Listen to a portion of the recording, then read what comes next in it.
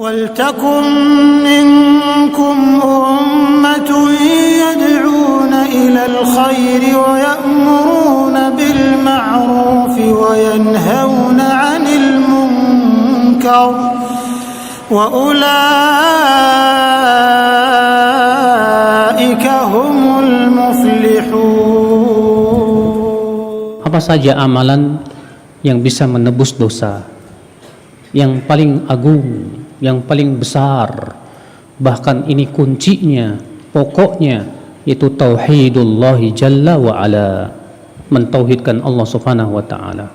Disebutkan dalam hadis riwayat Tirmidzi bahwasanya Allah ta'ala berfirman dalam hadis qudsi, Allah berfirman, ya ibna Adam, innaka law ataitani biqarabil ardi khataya thumma laqitani la tusyrik bihi syai'a la ataituka biqurabihil maghfirah.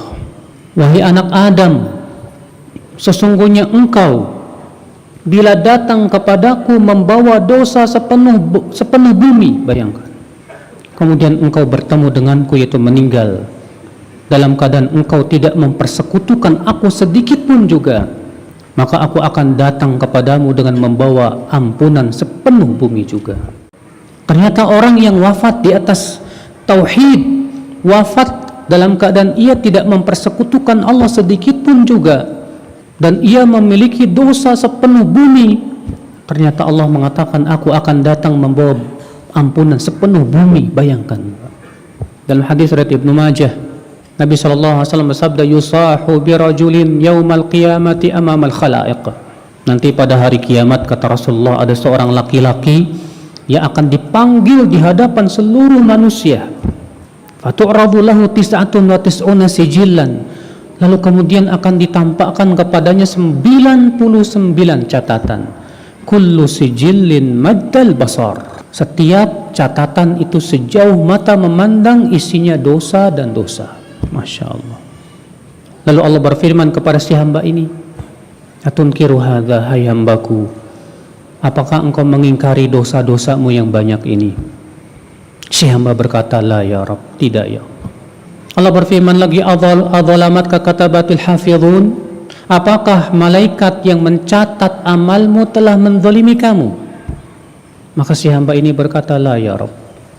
Lalu Allah berfirman lagi, alaka udhur, atau kamu punya udhur?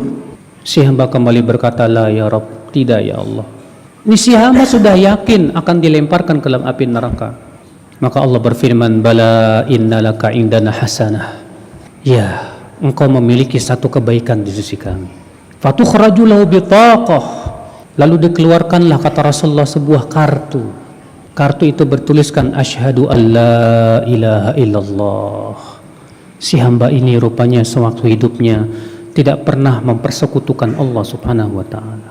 Si hamba ini berkata, ya Rabb, ma'adil bitaqah binisbati litilka sijillat. Ya Rabb, apa hebatnya satu kartu yang kecil ini dibandingkan 99 catatan, setiap catatannya sejauh mata memandang. Allah berfirman, innaka la tudzam, kamu tidak akan dizalimi.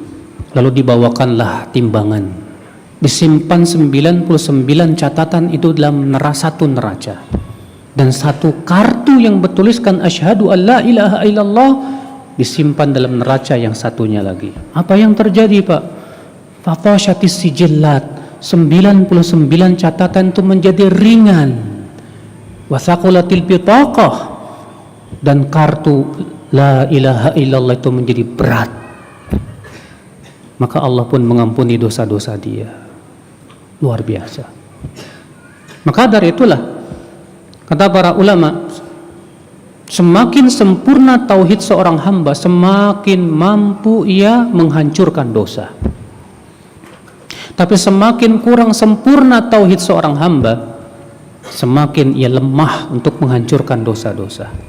Maka ya akhi, a'azani Allah wa iyyakum, adanya orang-orang yang mentauhidkan Allah yang dimasukkan oleh Allah ke dalam api neraka. Kenapa? Karena kelemahan tauhid mereka, sehingga tauhid itu tidak mampu untuk menggugurkan dosa-dosa, sehingga harus digugurkan dosanya dengan api neraka. Na'udzubillah, sallallahu alaihi wal afiyah. Akhal Islam, a'azani Allah wa iyyakum. Maka dari itu ya akhi, Ini penebus dosa yang pertama. Bahkan ini yang paling agung. Bahkan ini kuncinya. Ini pokoknya. Pelajari baik masalah tauhid. Karena luar biasa pahala tauhid di sisi Allah Subhanahu wa taala.